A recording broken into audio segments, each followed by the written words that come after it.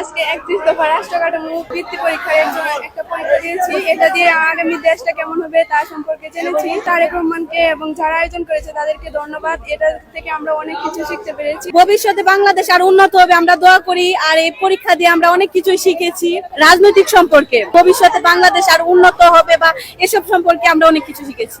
এবারে তো অনেক ধর্ষণ, গুম, খুন অনেক কিছু করে, কিন্তু সামনে বার যদি 31 দফা আসে তাহলে এইসব বন্ধ থাকবে, আরো অনেক কিছু তারা গঠন করতে পারবে। আগামী রাষ্ট্র ভালো হবে, সুষ্ঠু নির্বাচন ভালো হবে, দলীয় ব্যাপার ভ্যালটের মাধ্যমে ভোট গঠন করা হবে। 31 দফা বাস্তবায়ন হলে শিক্ষার্থীদের জন্য সামনে এবারে ভবিষ্যতে অনেক অনেক সুন্দর করে উন্নতি হতে পারে।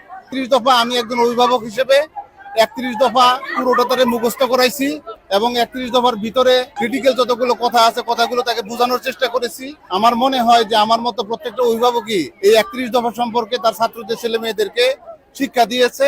এই 31 দফা বাংলাদেশ 31 দফার ভিত্তিতে ভবিষ্যৎ বাংলাদেশ পরিচালিত হবে এটা আমরা আশা করতে পারি এবং এই ছাত্রছাত্রীরাই যেন এই 31 দফাকে মূল ভিত্তি করে সামনে বাংলাদেশকে এগিয়ে নিয়ে যেতে পারে।